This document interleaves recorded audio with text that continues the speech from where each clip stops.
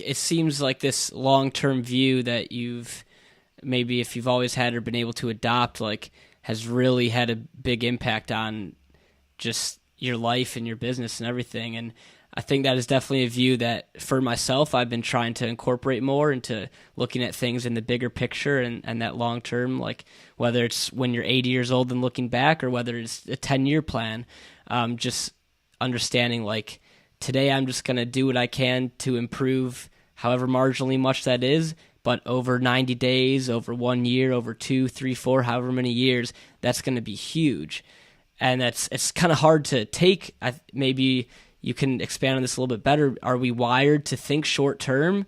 Is that just kind of how the human brain thinks, like immediacy and instant gratification, and I need to do this now to get rid of this feeling I'm having? Or like, how have you been able to really make this long-term view maybe like the fallback for you?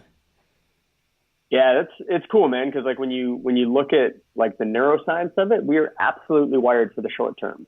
You know, like for millions of years as we evolved, like you didn't actually care what was happening 10 years down the road. You know, like we were nomadic, we moved around. None of that was relevant. What mattered is that you had food, clothing, and shelter in that immediate vicinity for a very short period of time, and then you'd move and find a new one. And so we're actually biased for that immediate gratification, you know? But then we have these beautiful things inside of our heads called the prefrontal cortex, which is the later stage evolution of the brain. And it's like, that's the thing that lets us stop and think and plan and have dreams beyond ourselves, you know? And so it's cool where it's like, how do you get in there? Like I pay attention a lot to craving. So it's like, am I just craving this in the moment, or do I actually want and need it? You know, and I think about that with the diet all the time, like the amount of times like I'm sitting there and it's like I see a cookie and I'm like, I need that cookie. And you're just like, you don't need it, you want it, you know? And there's a really cool space in there to like, you're allowed to want things and they do taste delicious and they're awesome. But over time, not paying attention to that, and if all you do is give into that craving again and again and again, like you probably will rob yourself of the really good stuff outside of not having that cookie, you know? And so for me, it's a lot of the time paying attention to those short-term cravings. And really it comes down to self-awareness. You know, like I think self-awareness is the tool of the future. I think it's the tool that will help everybody get to a place that they're living a better life for themselves.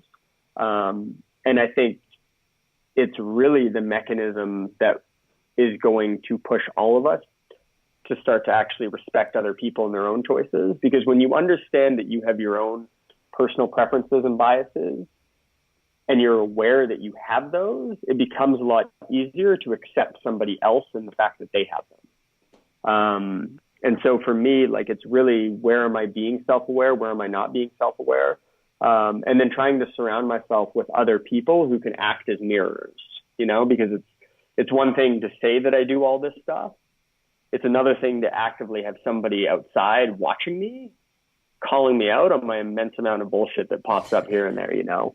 And that goes back to the people that you surround yourself with, you know, like you can either have people that build you up or they break you down, you know? And that's why guys for me, like Dane, who like are so switched on as far as like health goes and as far as maximizing who he is, like I can't help but like be around him and be like, cool, I'm going to be a little bit more like that. And for him from the outside, it seems effortless. So for me, it pushes me more in that direction. And that's a direction that I know I actually want to go in, you know? And I feel like that with entrepreneurship. Like there's so many days that I wake up and I'm like, I don't want to go to work. You know, like I don't want to think. I'd so much rather just quit and go do something easy. And then I go talk to one of my buddies who's a little bit further along and he's just like, oh, it gets so much better, like so much better down. And I'm just like, cool, I'm going to go do the work, you know? And so I really do think that like self-awareness and having other people that can hold you accountable to that self-awareness really is this mechanism that over the course of a lifetime adds up to a good life. Yeah.